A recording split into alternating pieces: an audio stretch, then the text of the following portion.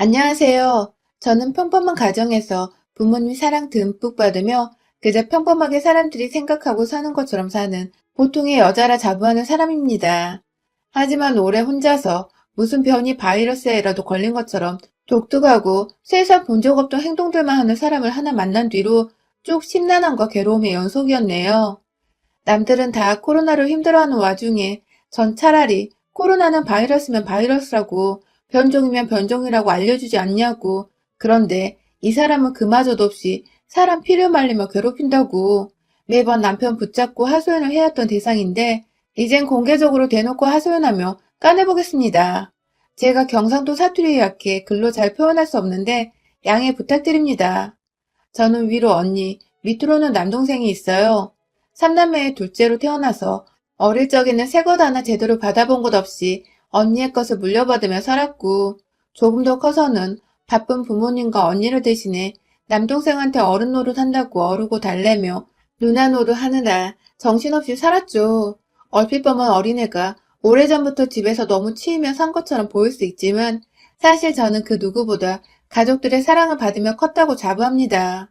머리채 뜯고 싸운 적이 많았어도 다 큰 성인이 된 지금은 누구보다 제 속마음을 훤히 들여다봐주고 또 옆에서 둘도 없는 친구가 되어주는 언니와 비록 제 손으로 다 키운 것 같으나 동생 또한 제 곁에서 외로울 수 있었던 저의 마음은 달래준 더 없는 보호자였습니다.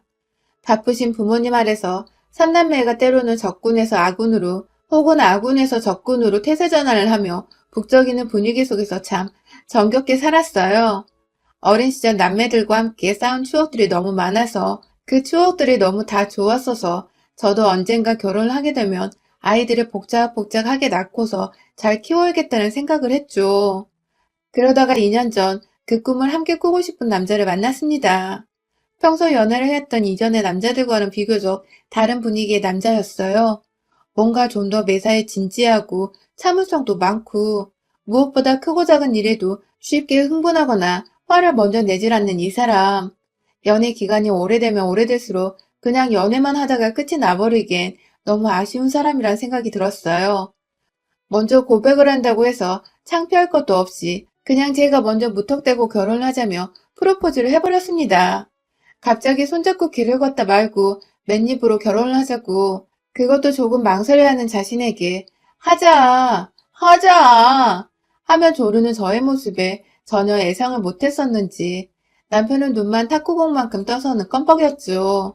자기가 먼저 했어야 할 프로포즈를 왜 너가 이렇게 예고도 없이 길 한가운데서 그런 식으로 해버렸냐며 울상을 지어버리던 남편의 모습이 너무 귀여워 그 외의 부수적인 것들을 감히 파악해 볼 겨를도 없이 후다닥 내 남자로 만들어버리겠다는 빛의 속도로 결혼을 치렀습니다. 당시 스몰 웨딩이 유행이기도 했고 둘 다 소란스레 정신없이 결혼을 치르고 싶지 않았어서 가까운 친인척들만 모아놓고 아주 작게 치렀어요. 제가 하는 일이 길게는 휴가를 내기가 힘든 직종이라 멀리 가지는 못하고 그냥 가까운 제주도에서 신혼여행을 보내고 돌아와 곧장 일상생활을, 아니 결혼생활을 시작하며 저희는 본격적인 부부생활을 시작했죠. 사실 남편이나 저나 대학 때 서울로 올라와 자취를 하게 된 서울 안의 이방인이어서 서로의 부모님 집은 결혼을 준비하면서 처음 가보게 되었었어요. 남편은 부산, 저는 광주가 고향이었는데 그 바람에 각자의 가족들께 인사를 하러 가는 길만 해도 주말을 통째로 빌려야 했었죠. 일단 결혼을 하기로 약속한 후 곧장 저희 친척 언니가 광주에서 결혼하게 되어서 겸사겸사 남편을 먼저 친정으로 소개시켜드리러 데려갔었습니다. 그때도 주말을 통째로 비워놓고는 금요일 퇴근하자마자 KTX를 타고 가서는 일요일에 점심 먹고 늦지막히 다시 서울로 올라오는 일정이었죠. 저희 가족들은 저만큼이나 저희 남편을 무척이나 마음에 들어 하셨고 다 같이 요리도 하고 엄마가 준비하신 음식들로 남편을 배부르게 먹이며 나름 좋은 시간을 보냈어요. 한겨울이었는데 뜨끈뜨끈한 집안에서 밥 먹고 나서는 티타임도 가지고 남편도 어느새 저희 가족들이 편해진 건지 자기가 먼저 말도 걸어주고 저희 부모님 말씀에 호탕하게 웃어줘주며 나름의 분위기 메이커 노릇도 제법 잘했어요. 그 모습을 보면서 저도 남편의 집에 가게 되면 시부모님 앞에서 애교도 많이 떨고 잘 보이려고 많이 노력을 해야겠다며 속으로 단단히 다짐을 했죠. 하지만 생각했던 것과는 아주 다른 일들이 일어났어요. 그리고 나서 몇 주 있다가 바로 본전을 뽑자며 남편과 또 주말을 통째로 비워 이번에 남편의 집으로 갔는데요. 우리말에 사위는 백년손님이라고 하잖아요.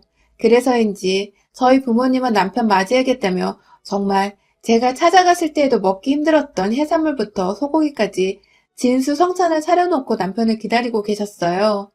그 바람에 남편도 대접을 너무 많이 받았다며 저희 부모님께 너무 감사해 했고요. 저는 그래도 저희 부모님만큼의 식사 차림을 바란 건 아니었지만 그래도 부산에서 뭔가 따뜻한 시어머니의 밥은 한번 얻어먹을 줄 알았습니다. 그래서 빈손이 무색하지 않도록 일부러 서울에서 시부모님이 좋아하실 만한 스카프부터 홍삼 등 이것저것 챙겨갔어요. 그런데 참 웃기더라고요. 조금 낡았어도 아파트에 살고 계시던 시댁에 딱 처음 발을 디뎌보니 바닥이 무슨 냉동 창고 마냥 얼어붙어 있는 것입니다. 마찬가지로 이 시기가 한겨울이었는데 밖에서 벌벌 떨고 들어왔더니 집안이 더 추운 것 같은 기분까지 들었죠. 그런데 앞에 시부모님은 계시고 무슨 말을 못하겠는데 입에서 김까지 서려 나오는 것 같고 막 그냥 심정이 복잡한 와중에 시어머님은 대뜸 인사를 왔으면 절부터 하라고 하시더라고요. 이때 알아챘어야 했었는데 그렇게 저는 첫 만남부터 제대로 된 미소 한 번 없이 앉아 계신 시부모님, 정확히는 시어머님 앞에서 절부터 하며 인사를 드렸고 집안에 냉기밖에 없는 와중에 고소한 냄새마저 없는 백직장 풍경에 당황을 했으나 그 다음번에 더 당황을 하고야 말았어요. 차려놓은 것이 없으니 한번 요리를 해보라고. 어디 애비 며느리가 차려주는 식사를 한번 받아보자며 텅 빈 부엌으로 안내하시는데 만약 그때 옆에서 남편이 엄마, 손님 오는데 아무것도 안 해놓은 거야? 하면서 시어머니를 무지막지 개념 없는 사람 마냥 쳐다봐 주지 않았더라면 전 울면서 뛰쳐나왔을지도 몰라요. 하지만 다행히 남편이 지 손을 걷어붙이더니 뜬금없이 쌀을 씻는 바람에 며느리 한번 기선제압 해보려다가 졸지에 아들 손에 찬물 묻히는 게 아쉬웠는지 고마해라 하고는 자기 손으로 그제서야 쌀을 씻으시던 시어머님. 그 바람에 저도 불쾌한 나머지 거들어드리진 않았습니다. 남편이 손님이라고 언지까지 해주어서 손님이라며 남편 옆에 앉아있다가 그래도 사간 선물을 빠짐없이 다 드리고 왔어요. 너무 추워 밥을 먹고 나서도 냉기가 서렸는데 답답한 나머지 제가 먼저 나서서 커피를 타드리겠다며 뜨거운 물 끓여서 커피를 타드렸네요. 가장 기억에 남았던 말은 서울에서 바쁘게 살았다는 대화를 하다가 그래서 친정에는 먼저가 인사고 옹기가 하면서 광주에 있는 저희 집부터 먼저가 어른들께 인사를 드린 게 내내 안 입고 왔다는 식으로 말한 것이었어요. 선물을 드릴 때에도 먼저 간 사돈은 뭐 받았노?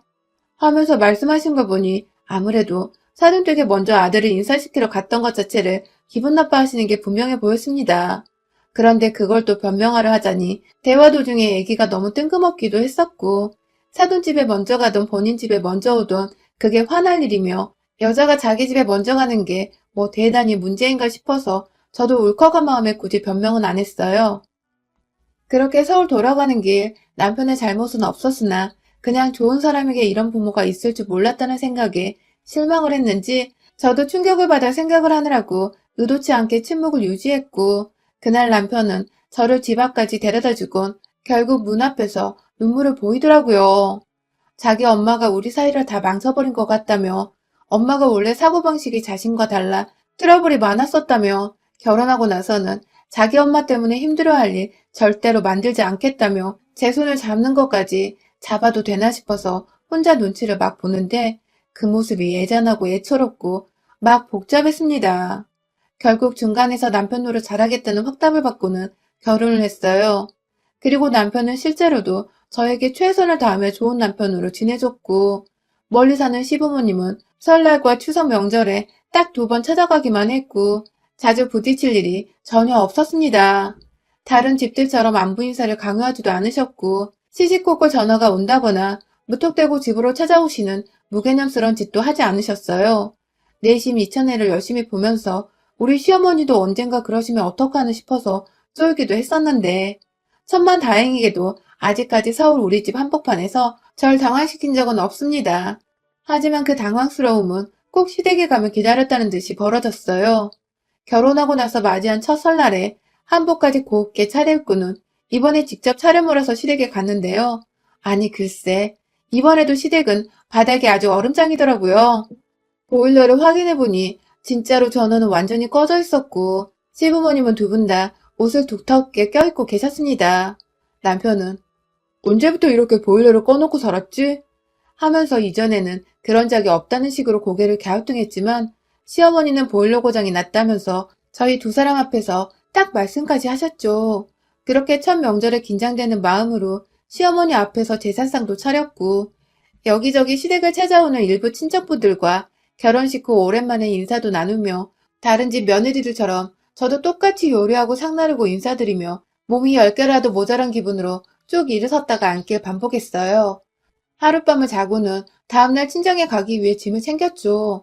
하지만 시어머니는 아침부터 짐 싸느라 부스럭거리는 저희를 보곤 기분이 언짢으셨는지 뭐 대단한 집이라고 아침부터 부산 떨며 찾아갔냐고 한 소리를 하셨고 이번에도 남편이 지금 안 가면 시간이 없어 인사만 드리고 서울을 가야 한다며 시어머니를 이해시켜 드렸어요.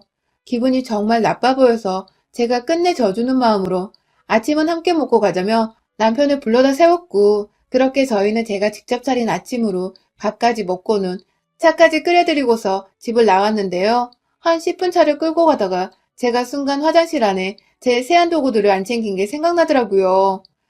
급하게 다시 시댁으로 돌아가서 챙기려고 남편의 손을 빌려 시댁 문을 열고 들어갔는데 근데 저희가 시댁을 떠났다가 다시 돌아온 그 20분 사이에 무슨 일인지 바닥이 살짝 뜨뜻해진 겁니다. 기분이겠거니 하면서 급하니까 화장실부터 들어가 세면 도구를 챙겨 나오는 사이 우연히 본 거실 복도의 보일러 기기. 분명 전원이 켜져 있었습니다. 그날 제가 본 걸 남편한테 말하진 않았지만 대충 무슨 상황인지 알겠더라고요. 시어머니가 일부러 며느리 온다고 아들이 추워하는 것까지 감수를 하면서 보일러를 꺼놓으셨구나 하고 말이죠. 그 바람에 찬물로 샤워도 하고 그것까지 아들도 겪어야 했는데도 불구하고 그걸 다 감수하시면서 일부러 계획하셨다고 생각을 하니 천불이 나는 걸 떠나서 어이가 없어 헛웃음이 나오더라고요. 이게 바로 시월드구나 싶었습니다. 그 후로도 저희 어머님은 한결같이 그해 추석과 다음해 설날 그리고 올해 추석까지도 보일러를 일체 꺼놓은 채 차가운 냉방 상태의 집에서 저희 부부를 맞이하셨고 저와 남편은 내내 추위 속에서 찬물 샤워를 하고 찬바람 쌩 부는 겨울을 집안에서 내내 맞이했어요. 시어머니는 보일러를 당장 고쳐주겠다며 수리공까지 부르려는 남편을 극구 막아서며 곧 이사 갈 거라 안 고쳐도 된다고 아는 사람이 연휴 끝나고 싸게 고쳐줄 거라고 말씀을 하셨고 옆에서 저는 보일러 기기가 제대로 작동하는 걸 눈치채고 있었지만 끝까지 모른 척을 했어요. 더 솔직히 말하면 보일러가 작동되는 걸 눈치챈 남편이 시어머니께 얼마나 불같이 화를 내며 제 편을 들어줄지 예상이 되었기에 일단 신혼 초만큼은 제가 난처해질 싸움을 유도하지 말자는 마음이었습니다.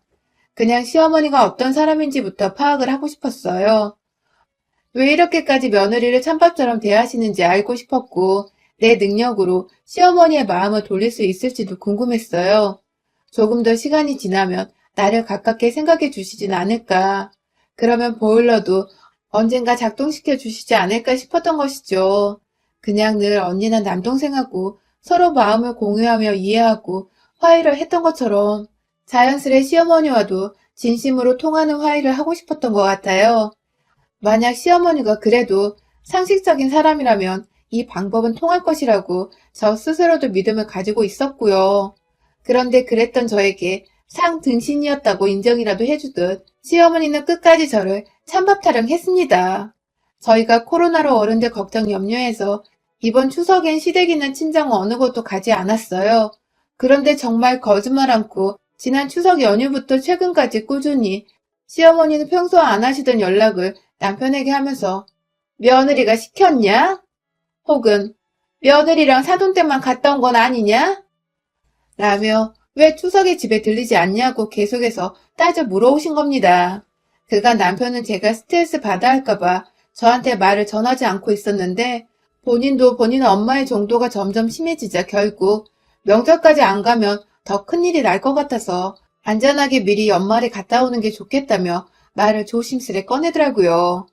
그냥 인사드리고 하룻밤 자고서 후딱 다시 돌아오자고 말이죠.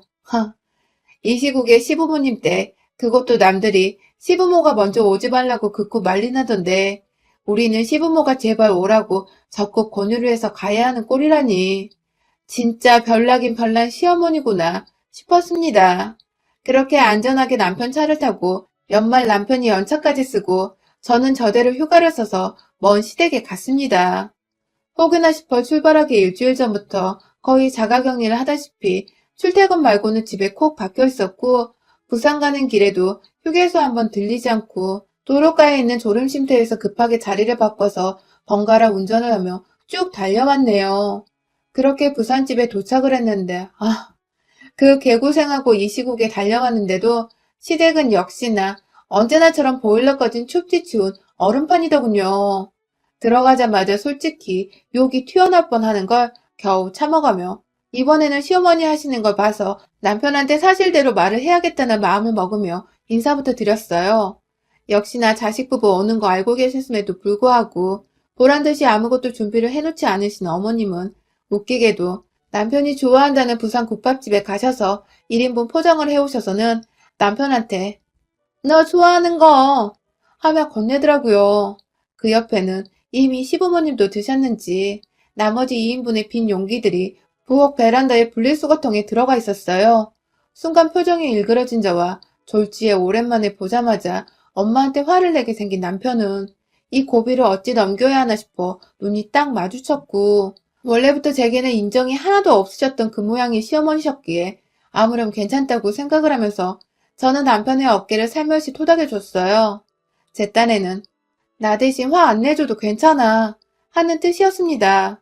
그렇게 처음부터 기분은 나빴으나 최대한 마인드 컨트롤하면서 오랜만에 배웠으니 그래도 며느리가 밥을 차려드려야 하지 않을까 싶어 물어보니 시아버지는 고맙다며 네 시엄마가 사놓은 게 없어 텅 비었을 거라며 필요한 건 나가서 직접 사오겠다고 냉장고를 저 대신 열어봐 주시더라고요. 그때 시어머니가 그 말이 기분 나빴는지 집에 속에 들어갈 거면 직접 사와야지 뭐 사준대? 라는 식으로 시아버지께 틱틱대시더니 급기야 너나 먹어라 라고 하시고 국밥을 직접 그릇에 데워다가 남편 주려고 세팅을 하시더라고요. 아들이랑 며느리가 오는데 집에 가만히 계신 분들이 진수성찬까진 바란 건 아니었지만 반찬 하나라도 차려놓은 건 없고 사놓은 것이라곤 남편 혼자 먹을 1인분 국밥뿐이고 본인들도 국밥을 먹고 배를 이미 채워놓은 건 알겠는데 그래도 시아버지는 차려준다고 하니 고맙다고 말씀이라도 해주시는데 도대체 이 상황에서 시어머니가 뭐가 저리 당당해서 틱틱거리대는지 슬슬 화가 나고 서러워 눈물이 쏟아지려고 하는 거 버티고 있는데 그 와중에 전 정말 배고파서 그럼 저 혼자 대충 먹을게요 하면서 텅 빈 밥솥을 확인하곤 쌀을 지으려 했습니다. 그런데 수돗물이 찬물밖에 나오질 않는 겁니다. 처음엔 묵묵히 씻어보려 했는데 손을 조금만 담궈도 시뻘개짐에 얼려는 게 진짜 눈물나게 차갑더라고요. 저도 모르게 어머님께 어머님 보일러 좀 틀어주세요 라고 말을 했어요. 그러자 시어머니는 언제나 그랬듯이 고장났다고 찬물로도 쌀은 잘 식힌다며 알아서 하라며 남편 국밥을 데우시며 제 뒤통수를 향해 젊은 것들 하면서 궁시렁거리셨고 결국 제가 못 참고 직접 보일러 기계 앞으로 가서 전원을 탁 켰습니다. 놀랍도록 아름다운 전원 불빛이 기기에서 흘러나왔고 어디선가 보일러 작동하는 소리가 들리는 것 같았어요. 제가 온수를 누르며 온도를 쭉 올리자 뒤에서 지켜보던 남편은 뭐야 이거 되는 거야? 하면서 달려왔고 급기야 본인이 몇 번 전원을 껐다 켰다 해보더니 이내 시어머니를 향해 으르렁거리기 시작했어요. 제가 바라던 것이었습니다. 눈물은 글썽이고 있고 시댁까지 먼 길 와서는 본인 먹을 밥 짓느라 손은 찬물에 얼음장처럼 시뻘개진 와이프를 확인한 남편은 그 와중에 아들만 주겠다고 1인분 사온 국밥을 데우는 시어머니를 향해 도대체 이 짓을 왜 하고 있는 거야? 하면서 욕만 안 했을 뿐 말끝마다 씨를 남발하며 이미 욕을 수백 번 더 더하듯 거칠게 말을 이어나갔고 들은 채 만체하면서 이제 되네 하며 보일러 기기 한번 살펴보더니 떳떳하게 다시 부엌으로 가는 시어머니의 뒤통수를 향해 그만 가자며 혼자 막 짐을 싸서 집을 나서려 했어요. 그때 짐 싸는 남편을 뒤로 한 채 저는 시어머니를 계속 지켜보고 있었는데 살짝 국 데우며 고개를 돌리시던 시어머니가 희미하게 정말 작게 입가에 미소를 띠며 궁시렁거렸어요. 확 동상이나 걸리게 해부려야 하는 건데 재수없게 걸려버렸네. 하고 말입니다. 하, 진짜 할망구가 반성이란 거 할 줄도 모른 채 끝까지 지랄이더라고요. 그 바람에 제가 그만 가뜩이나 배가 고파 예민해 죽겠는 와중에 할망구가 저 보란 듯 괴롭히더니 순간 싱크대에 씻고 있던 밥솥 그릇 안에 쌀이 생각났어요. 손이 죽을 듯 시리니까 보일러 켜라고 마지막 발악을 하느라 싱크대 위에 찬물 받아놓은 채 그걸 그대로 내버려뒀는데 저도 모르게 바로 그 옆에서 궁시렁거리며 국 끓이는 시어머니를 혼쭐내고자 싱크대로 달려가 그 밥솥을 얼음만 둥둥 안 떠있을 뿐이지 실상 얼음물과 다름이 없는 그 찬물과 물속에 탱탱하게 굳어져 있을 생쌀들 정말 한치의 망설임도 없이 시어머니를 향해 부어버렸습니다. 항문텅이로 찬물과 함께 시어머니의 면상에 차르르 떨어진 쌀톨들은 이내 순식간에 유리조가 파편 생기듯 사방으로 퍼져 튕겨나갔고 시어머니는 국 끓이다 말고 며느리한테 물세례 쌀세례까지 당하고는 어버벙거리며 손을 허공에 휘저으시더라고요. 그 와중에 남편은 제 낌새가 이상했는지 시어머니께 다가가는 순간부터 절 지켜봤는지 어느새 제 옆에 와서는 자기 딴에는 정리를 하겠다며 시어머니가 끓이고 있던 그 국을 싱크대로 버려버리고 가스불은 또 친절하게 꺼주더라고요. 그리고는 나지막히 시어머니 앞에 대고서 아, 엄마가 잘못했어요. 이건 정말 잘못했어요. 하는 말을 남기곤 저를 데려 그 집을 빠져나왔습니다. 계획대로라면 하루 자고서 저희 친정에 가지 않고 곧장 서울에 돌아와 안전하게 지내려고 했는데 엄마가 너무 보고 싶어 울음이 막 터져나왔어요. 그 바람에 남편은 불이 나게 절 데리고 광주에 있는 저희 친정으로 갔고 그날 전 엄마 앞에서 티는 안 냈지만 그래도 시댁에 있을 때와는 말도 안 되게 따뜻한 집안에서 엄마가 차려주신 진수성찬 반찬을 다 먹어치우며 남편과 나름 든든히 식사를 했습니다. 내심 남편에게 미안하기도 했는데 자기 엄마가 100번 잘못한 일인지라 자기도 어쩔 도리가 없었다며 오히려 제 기분이 지금 괜찮은지를 더 물어봐 주더라고요. 그 덕에 저도 조금씩 기운 차리며 오히려 그 난리를 쳐서 시어머니를 홍구녕 내주고 온 것이 슬슬 통쾌해지기 시작했고요. 아휴, 시댁에서 느꼈던 한기를 생각하면 정말 다시는 그 추운 얼음꽃 속을 상상하고도 싶지 않네요. 그래도 그 추운 곳에서 며느리한테 찬물세례까지 퍼부어진 우리 시어머니는 얼마나 더 추위에 몸살을 떨으셔야 했을까요? 부디 이 시국에 감기는 안 걸리셨길 바라봅니다, 어머님. 여러분의 생각은 댓글로 남겨주세요. 오늘도 시청해주셔서 정말 감사합니다.